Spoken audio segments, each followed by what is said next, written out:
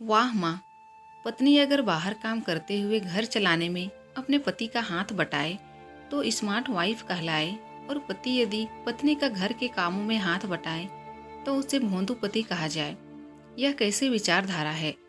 यूँ तो बिंदु जी बड़े खुले विचार वाली महिला थी, पर आज ना जाने क्यों वे अपनी पड़ोसन विमला जी की बातों में आ गई। अब विमला जी का तो काम ही था लगाई बुझाई का।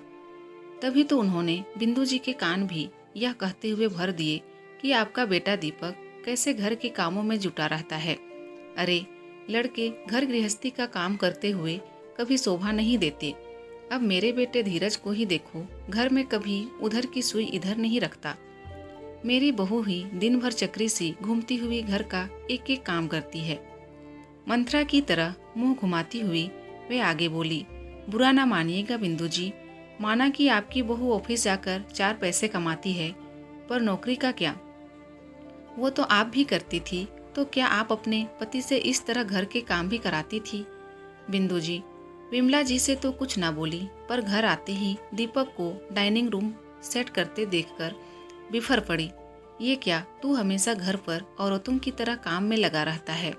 जा जाकर ऑफिस के लिए तैयार हो, यह काम प्रिया के हैं, वह कर लेगी।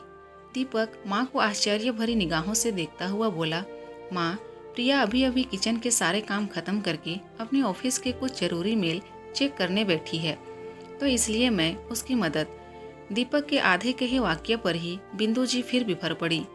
मेल कर रही है तो उसके बाद कर लेगी, पर तुम नहीं करोगे, समझे? वो तो ऑफिस जाकर स्मार्ट वाइफ और स्मार्ट बहू का खिताब पहन लेती है, और तुम ऑफिस और घर के कामों के बीच भोंदू टाइप के पति बने रहते हो। वाह माँ, पत्नी अगर बाहर काम करते हुए घर चलाने में अपने पति का हाथ बटाए तो स्मार्ट वाइफ कहलाए, और पति यदि पत्नी का घर के कामों में हाथ बटाए तो उसे भोंदू पति कहा जाए।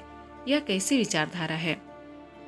दीपक आगे आकर बिंदु जी के कंधों पर हाथ रखते हुए बोला, माँ, मैंने बचपन से देखा है कि कैसे आपने दोहरा जीवन जीते हुए हम तीनों भाई बहनों की परवरिश की है। उस पर बीमार दादी की सेवा, आपकी टीचर वाली नौकरी तो आप और पापा दोनों करते थे ना, तो फिर घर के सारे कामों की सूची आपके हाथ में ही क्यों रहती थी?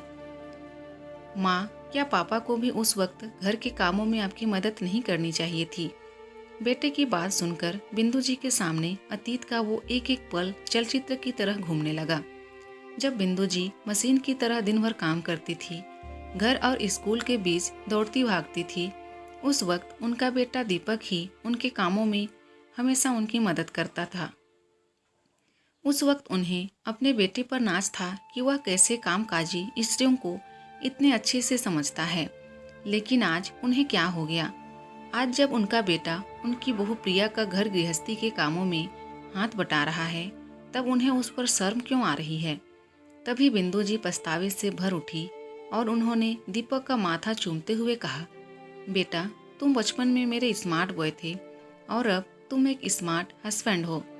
शाबाश बेटा, जिस तरह बहू तुम्हारे साथ बराबरी से काम कर रही है, वैसे ही तुम भी उसके साथ हमेशा बराबरी से काम करना, बिल्कुल मेरे स्मार्ट बॉय की तरह।